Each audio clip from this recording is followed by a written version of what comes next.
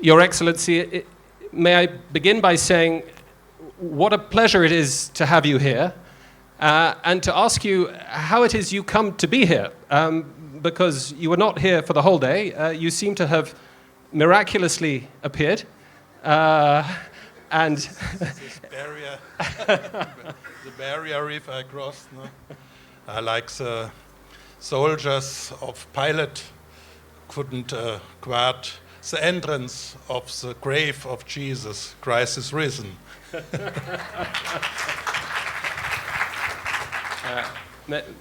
Many miracles of teleportation are being performed today. More seriously, though, I can't help but begin by asking you for your reflections on this extraordinary day and what, in your mind, it signifies as somebody who has observed political and cultural events over many, many decades in continental Europe and the wider Catholic Church. Tell us a little bit about your immediate responses to what's happened today. I think I'm not invited as in this possibility not to speak as a politician, but more as a theologian. The religion, theology is more important than the politician. The questions we have in the politicians are how to shape our life on earth and our society. But the Christian religion is speaking about the deeper sense of our human existence, of the mankind. We believe in God the Creator and the Redeemer of everybody, and everybody has a vocation to become at the end in Jesus Christ, son and daughter of God, and in the Holy Spirit, the friend, where we are coming from, where we are going to, what is the talents we have in our life, what can we do with a short life we are here on earth. That is the basic questions.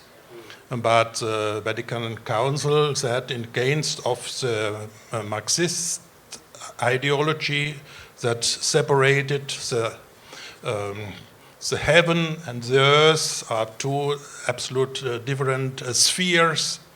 We are, as Christian, Catholic, but also Protestants, Christians and Orthodox Christians, if they understand themselves as Christians, we have also responsibility for this life on earth, for our family, for the society which we are living in, for progress of the technology, for a better life for the people, and we have moral responsibility for the peace among the different nations. And the message of Jesus Christ is we are able to live together as brothers and sisters, and also if we're not of the same religion, but that is possible to accept, to respect everybody as other human being, but in this positive way, and to accept the other people in his identity as a person. We have a newly published document, Dignitas Infinita, unconditional dignity of everybody, and this is the basis. That is the basis of our life together on the earth, on our planet, but also in our societies, in our nation, but also in Europe. We had this long tradition with the war, First, Second World War, and other things before this time. But now we made this experience. We can live together in a peaceful way in this European Union, but with a respect to everybody, but also to respect to the different traditions, languages, cultures, which are forming the richness of Europe. And yet the thoughts you've so beautifully expressed are deep theological commitments that until very, very recently were wholly uncontroversial, shared by Christians, indeed non-Christians of good faith, all around the world, across many denominations. And yet, I noticed in the mayor's notice that he was concerned about the presence of traditionalists and religious extremists. And so the concern is it possible for Europe to continue to think in these theological terms? Or has ideology and the ideology of identity, not identity in Christ, but really a confected identity, replaced the great theological tradition that you are such a wonderful exponent of? We had in Europe this negative experience of the confessional wars after the Reformation, Protestant Reformation in England, and especially in Germany, the war of 30 years, and in France, the 6 or 7 or 8 wars of the Huguenots, and we say Calvinists, and all these wars we had, and therefore Christianity has lost the credibility, the basic credibility, and to be the form of the coherence of the European different nations and cultures. We have Christian cultures, and later in the Enlightenment and the French Revolution, there was a long term of de-Christianization of Europe, finishing with the Christian roots, and there was developed another anthropology, another perspective of what the human being is, and therefore instead of the true religion, believe in God and to accept the values coming from God, we had this political ideologies, imperialism, nationalism, not respect for their own nation, but to overcome the other nations. Only my nation is the only important nation, and the other must be our serfs, and all these things. And later in the 20th century, the great ideologies of so-called national socialism, Nazi Germany, and Italy a little bit, but also the Bolshevistic revolution in Russia, and the communism which is existing now in some countries, and the socialist ideology is very present also in our West. And therefore, we say from our point to understand it, these ideologies are very destructive with all these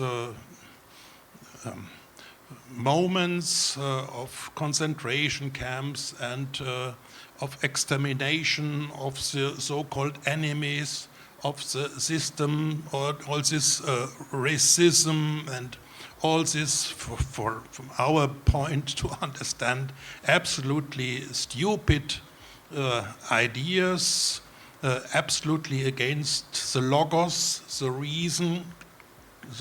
God is reason, God is the intellect, logos in Greek, Jesus is the logos, the incarnation of the logos, and all this murdering, killing, subordinating of other people, no respect for the persons, and all these so-called dreams of a paradise on earth. In the reality came the hell on earth, and therefore, looking to these bad experiences, we can make the prognostic that with ideologies we cannot build a good future for everybody. We need a belief, but a belief is not a theory, a system you must accept, but this is a word of God, and you have the freedom to accept it or not, but also to respect the other people who don't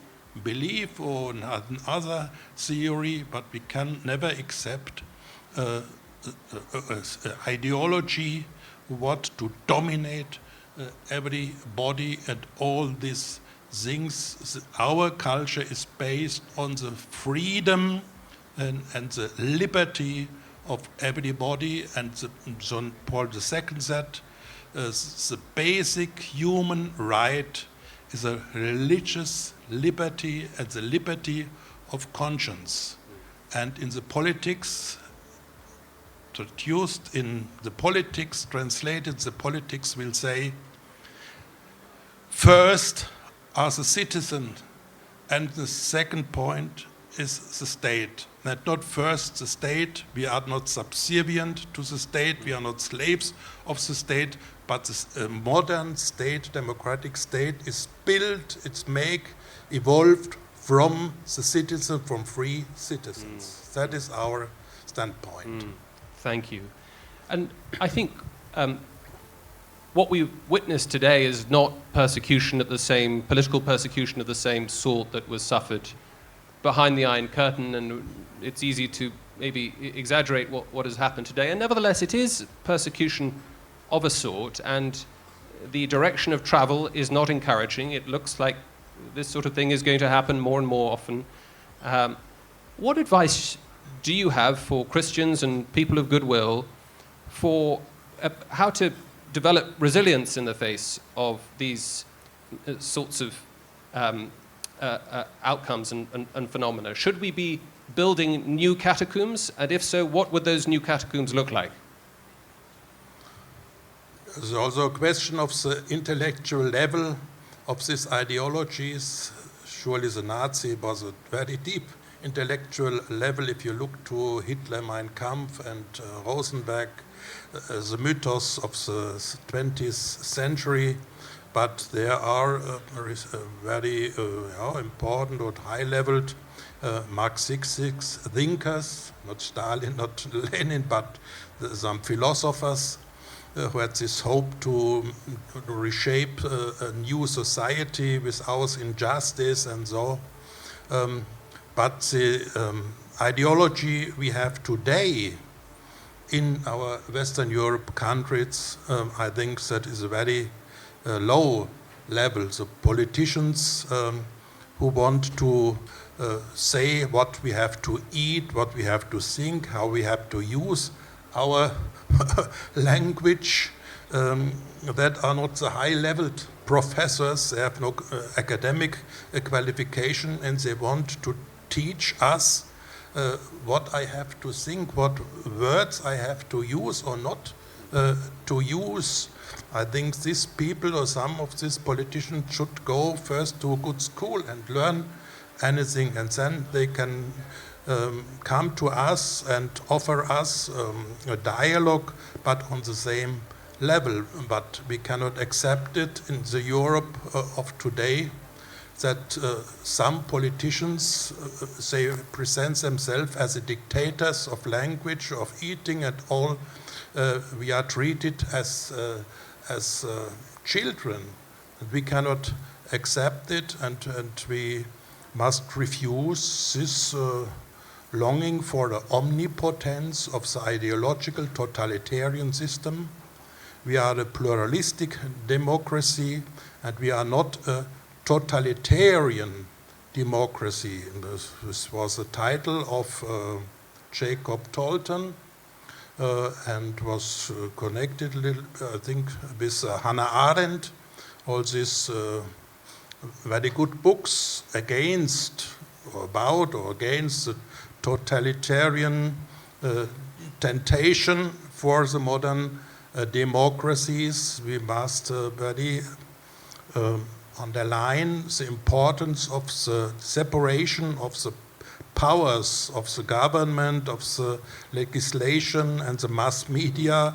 Today they must absolutely be independent one from the other, and that is the basics, the nucleus of our modern democracies. And we have also to learn from the going down of the first democracy in Athens was auto-destruction from inside, and also the Roman Republic was also auto-destruction from inside. And this is not, we have not an absolutely divine guarantee that our democracy after the Second World War will be all the time going well. We have to fight for for a real democracy, parliamentarian democracy, and not we have to avoid absolutely a totalitarian democracy.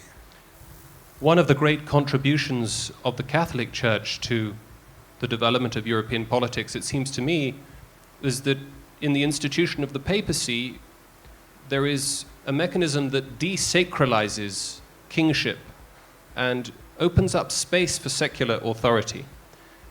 But I wonder if, in the post-war period in particular, as church membership, at least in Europe, is on the wane, as widespread commitment to the existence of God and religious belief is beginning to decline, whether we are not seeing an emerging tendency to sacralize the state, or at least to invest the state with capacities that it was never intended to have and can never really perform. Yeah, the Middle Ages, the wars between the emperor and the pope as two symbols of these two systems, there was a limitation of the power of the state, of the kings and of the princes and so on. But after the Reformation, the church was limited in his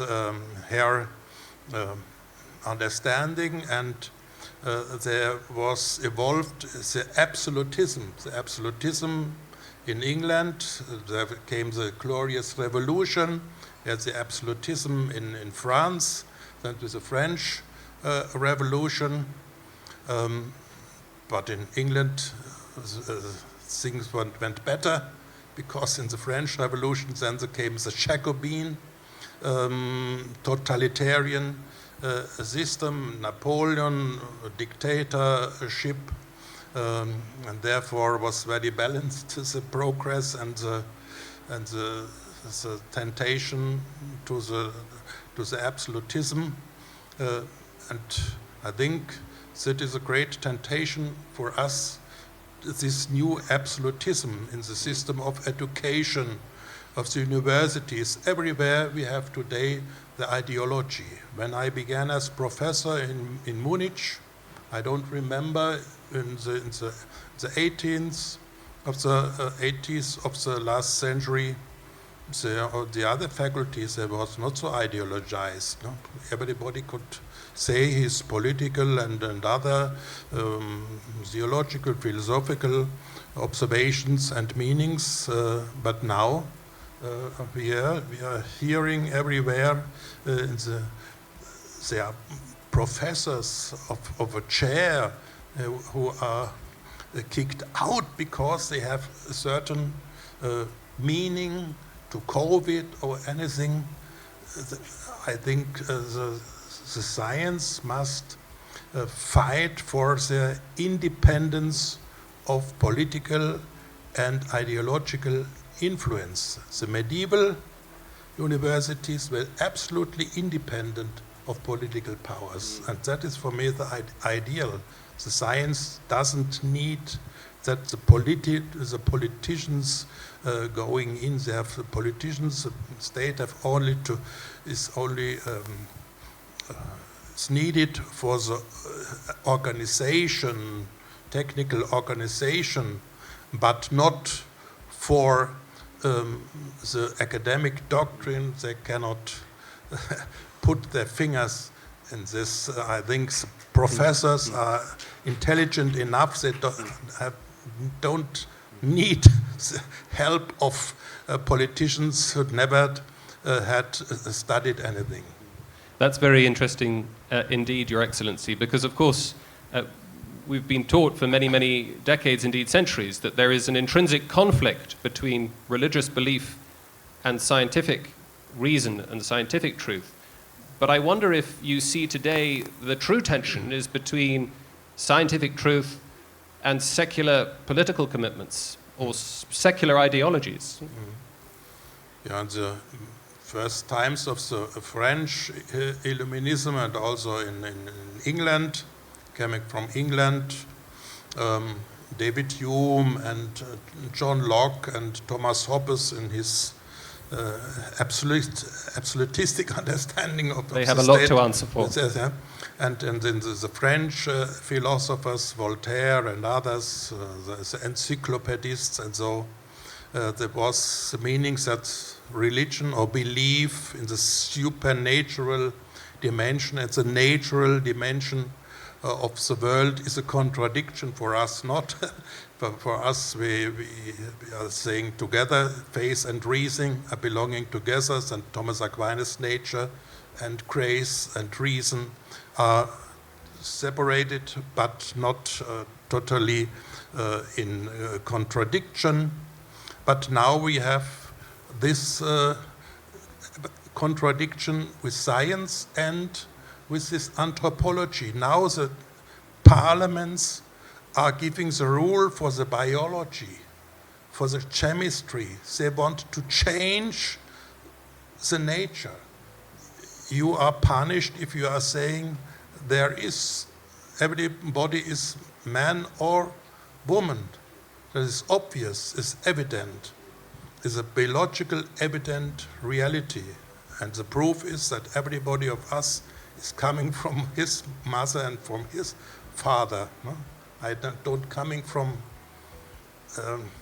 fantasy sexuality, but I and everybody of us are coming from a real sexual difference of our mother and our father, and they want to define and they want to define new human rights, for example, abortion. No? The human right is your right to live. That's the first right everybody has. And the baby in the mother tomb is a real human being, is a person ontologically said and biologically proved, because we have the same DNA as a baby and as an old man, old woman. And there are biological basic dates, and the state has no possibility to define the human nature. The human nature is above all the possibilities of political decisions.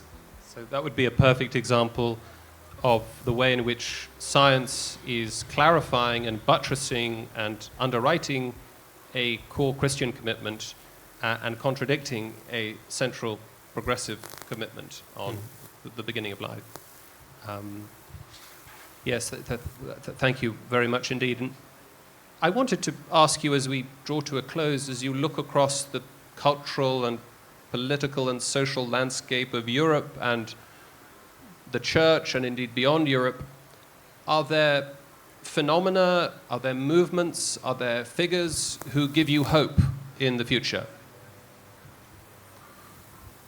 I think it's not possible to establish a totalitarian system because everybody is thinking by himself, is born or has his own mind. This is making part of our human subsistence, of substance, of our personality. And I spoke, for example, with young people, students, I don't say where, that they are not being persecuted, but of communistic totalitarian systems, and they grew up from the beginning in these systems, and they came to us, and immediately they understand the idea of freedom. You cannot substantially, naturally, you cannot suppress the human existence. There is an absolute essential difference between animals and humans, and no system can deny it. They can suppress people, they can kill them, but they cannot destroy your personal ideas, your conviction.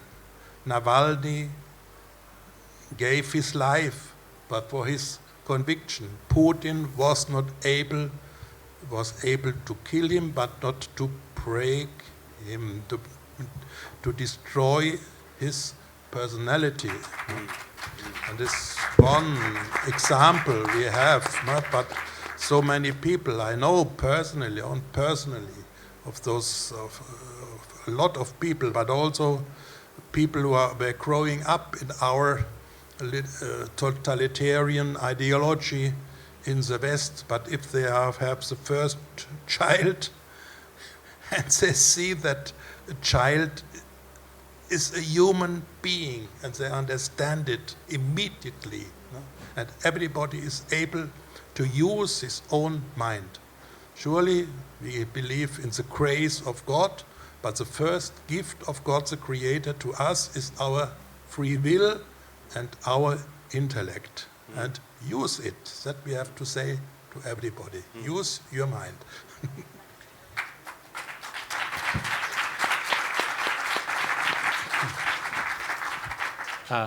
One of the areas of public policy that seems to be emerging very, very quickly, partly thanks to the efforts of some of the policymakers and politicians speaking today and tomorrow at NatCon, has been the looming demographic winter, this population collapse in almost every part of the world. Some governments have been working very hard, have understood the significance of this, the dangers of this, and have been working very hard to reverse it with limited signs of success. Presumably, you would see this as a problem that is more than merely political, but what thoughts do you have about this so-called crisis of birth, of the crisis of future people? Is it a sign that a lack of confidence in the future that religion often brings with it? As we know, religious commitment is the best single predictor of fertility. I'd be interested in your thoughts on this issue that is now affecting countries all across the West now. It is our conviction God created man, but in the subsequence of the generations, and therefore all the generations have the responsibility for the next generation. And that the existence of human mankind is not only a big number of single persons, but is a connection between all the generations and all the human beings in the past, in the present, and in the future. And we as the church, not only the bishops, but everybody who is Christian is belonging to the church as a believer. They have the great mission, we can say, to give a self-conscience for everybody, to say you are a person, you are born as a man, you are born as a woman, and you have a great chance to contribute to the mankind and to give the life to a boy or girl of the next generation. And this also fulfilling you, is bringing luck to your life and sense into your life. We as Catholic priests, we are not married because of despising of the matrimony, but a good priest has also the ideal to be a good father, no? That a greatest chance of being a man to become a father, to your behavior and to your self-understanding and to your contribution to the mankind, biologically, bodily, directly, father, or those who are not fathers, they should live as fathers, not in a selfish way only to look for yourself, but to take care for the others. That is father, that is mother, to give life. It is a fulfilling of the sense of a female human existence. No? It's a great chance to become a mother for a girl or for a boy. That is more than to become a member of the Forbes list. Your Excellency, this has been such an enriching conversation. Thank you.